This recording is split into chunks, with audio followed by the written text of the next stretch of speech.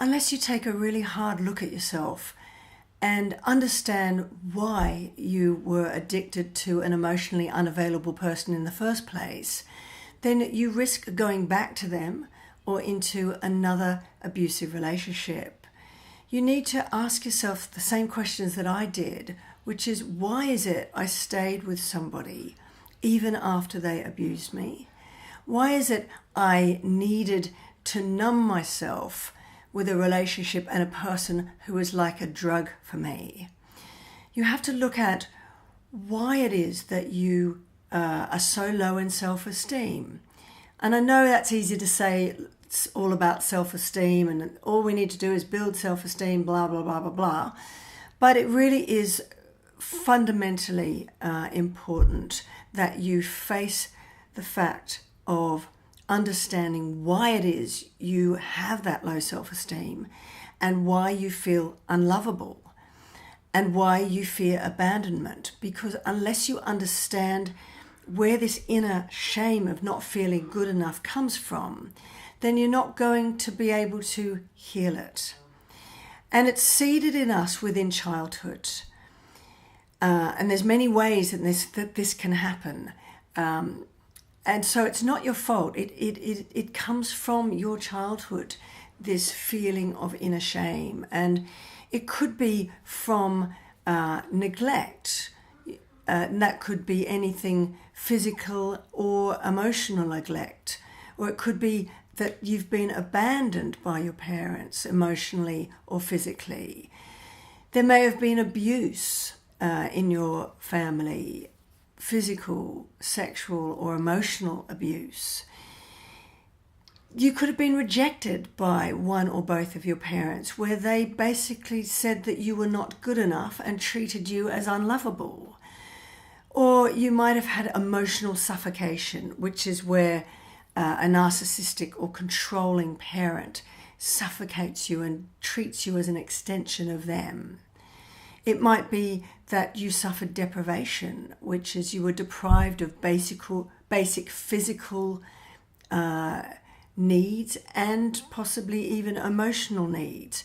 Whatever it is, it will have a profound impact on your later life and your ability to have healthy relationships. So really have a think about your childhood. It might be, for example, one of your parents had an addiction, say to alcohol or to work, and the other parent was so obsessed with rescuing them and fixing them that neither of them were really capable of meeting your emotional needs.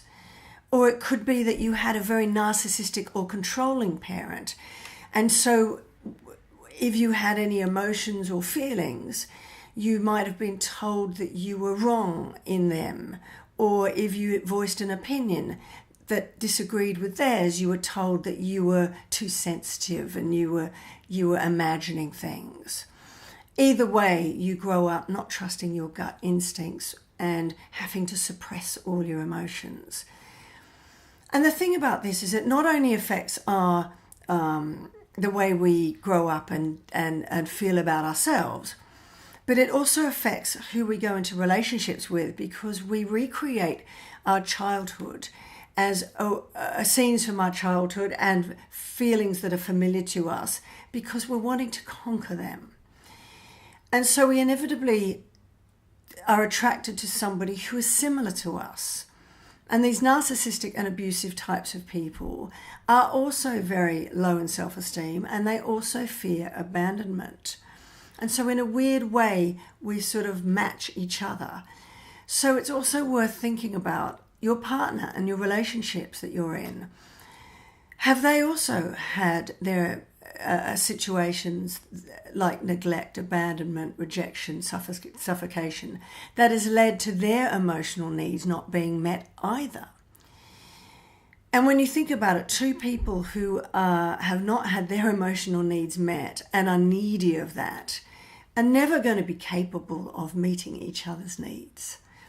So the first thing you need to do is really understand where your emotional needs weren't met as a child and what it is that made you come to feel like you are unlovable and unworthy. And that is facing your inner shame, because the only way to heal is facing it and understanding it and then healing from that and changing it. The one thing I would just say is, if you have had very extreme abuse, like sexual abuse or extreme violence, then please do get support and help to come to terms with this. Don't do it alone. I have listed domestic violence hotlines on my website, www.beingunbeatable.com. You will need support and help, but it is very important that you do this in order to heal.